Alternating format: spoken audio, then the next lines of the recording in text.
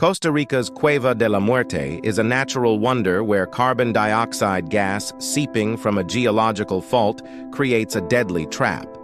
This heavy, invisible gas fills the cave's lower areas, displacing oxygen and instantly killing any animal that breathes it in. Visitors to the site can witness a demonstration showing how a flame is extinguished by the gas, proving the cave's lethal nature.